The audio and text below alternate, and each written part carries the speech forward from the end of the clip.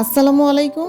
সবাই কেমন আছেন? পপি কিচেন বিডি চ্যানেলে আপনাদের সবাইকে স্বাগতম। আশা করি আজকে আমার রেসিপিটি আপনাদের কাছে ভালো লাগবে। আর আজকে আপনাদের সাথে শেয়ার করব বিলেতি ধনেপাতা দিয়ে চাপা শুটকির একটি মজাদার ভর্তা, কোনো রকম বাটাবাটির ঝামেলা ছাড়াই। এখানে দেখুন আমি বিলেতি ধনেপাতা নিয়েছি। আর বর্ষাকালে কিন্তু এই ধনেপাতাটা অ্যাভেলেবেল বাজারে পাওয়া যায়। আমরা সবাই চিনি কম বেশি। তো ধনেপাতাটা আমি ভালোভাবে অফ ক্যামেরায় কেটে ধুয়ে নিব। আর এখানে আপনাদের সাথে জাস্ট একটু দেখিয়ে দিচ্ছি। আর এখানে দেখুন এখন আমি 2টা চাপা শুটকি নিয়েছি, 4 থেকে 5টার মতো শুকনো মরিচ পাটায় বেটে নিয়েছি, আর রসুন, একটা বড় রসুন, আর 3টা মাঝারি সাইজের পেঁয়াজ পাটায়। পেঁয়াজটাকে এক বাটা দিয়েছি, আর রসুনটাকে হালকা থেতলে নিয়েছি, একদম মিহি করা যাবে না। তো এইখানে কড়াইয়ে এখন তেল দিয়ে দিয়েছি, এখন ভর্তাটা করব। তেলটা যখন একটু গরম হয়ে আসবে এখানে 1 চামচ পরিমাণ আমি লবণ দিয়েছি। লবণটা একটু বেশি করেই দিয়েছি, কারণ ভর্তায় লবণের পরিমাণটা যদি ঠিকঠাকভাবে না হয় তাহলে খেতে ভালো লাগে না। আর আমি শুরুতেই লবণটা দিয়েছি, এখানে যেহেতু পেঁয়াজ আর রসুন এগুলো তো পানি আছে, দিলে গায়ে ছিটে আসার সম্ভাবনা আছে। তো প্রথম দিকে লবণটা দিলে গায়ে ছিটে আসবে না।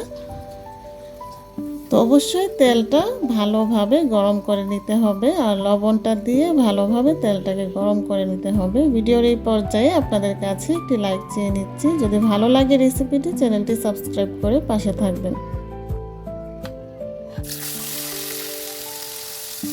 তো এইখানে এখন পেঁয়াজ এবং রসুন একটু ভেজে নেব প্রথমে। আর অবশ্যই রসুনটাকে একদম যে মিহি করা যাবে না, আপনাদেরকে শুরুতেই বলেছি। রসুন এবং পেঁয়াজটাকে আমি পাটায় এক বাটা হালকাভাবে একবার বেটে নিয়েছি।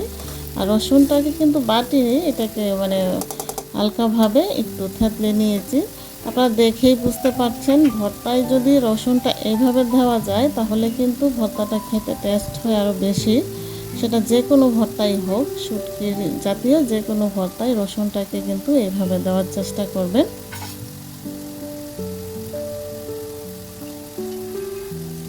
তো পেঁয়াজ রসুনটা যখন একটু ভাজা হয়ে আসবে তারপরে এখানে আমি মরিচ অ্যাড করব। আর আপনারা তো দেখেই বুঝতে পারছেন আমি এখানে কতটুকু মরিচ ব্যবহার করেছি। আপনারা আপনাদের ঝালকে কতটুকু খাবেন সেই অনুযায়ী মরিচটা দিবেন, কারণ এই ভর্তাটা আমি একা খাবো না, আমার বাচ্চারা খাবে, এই জন্য আমি ঝালের পরিমাণটা একদম বেশি দেইনি।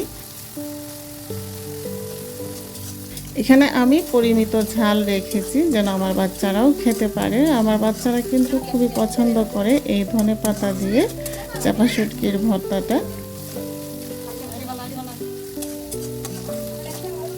শুটকি এবং শুকনো মরিচ বাটা দিয়ে আবার কিছুক্ষণ নেড়ে চেড়ে এটাকে কষিয়ে নেব।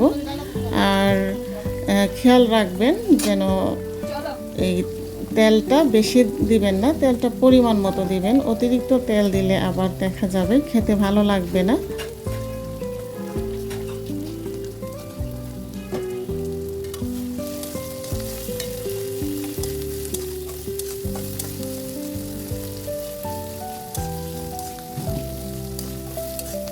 মোটামুটি 2 থেকে 3 মিনিট এভাবে নেড়ে চেড়ে শুটকি ভালোভাবে ভেজে নিতে হবে এই তেলের মধ্যে।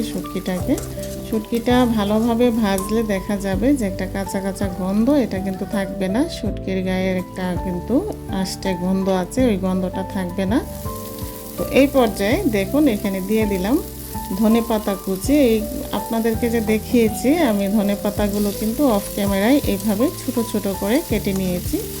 আর এই ভর্তায় ধনেপাতাটা যত বেশি দিবেন খেতে তত বেশি ভালো লাগবে। তো আমি এখানে মোটামুটি অনেকটাই দিয়েছি ধনেপাতা, আপনারা তো দেখেছেন, শুরুতে আপনাদেরকে দেখিয়েছি কতগুলো ধনেপাতা আমি এখানে নিয়েছি।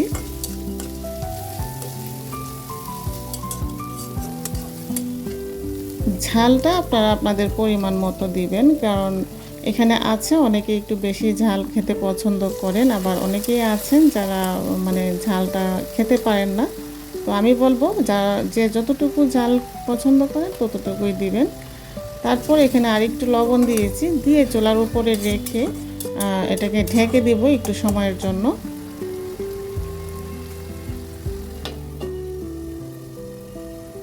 চুলাটাকে একদম বাড়িয়ে দিতে যাবেন না, মিডিয়াম আঁচে রেখে এই ভর্তাটা করতে হবে।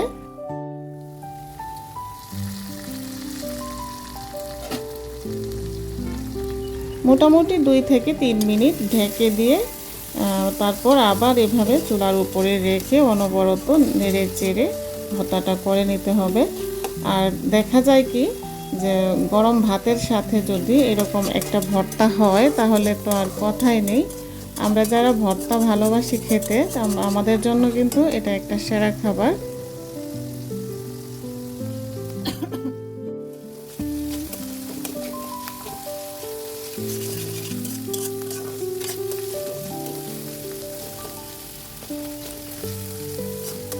এই তো দেখুন, এইভাবে চুলার উপরে অনেকটা সময় নিয়ে নেড়ে চেড়ে ভেজে নিতে হবে ভর্তাটাকে।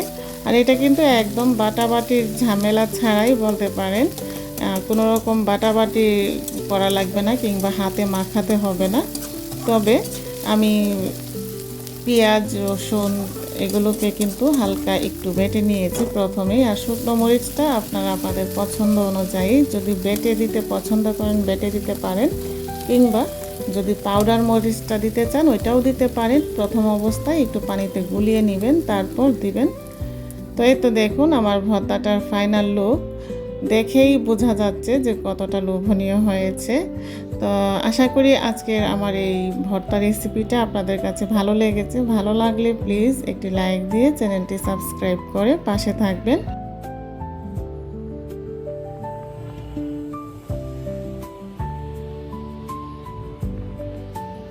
তো সবাই ভালো থাকবেন। আজকের মতো এ পর্যন্তই। আল্লাহ হাফেজ। আসসালামু আলাইকুম।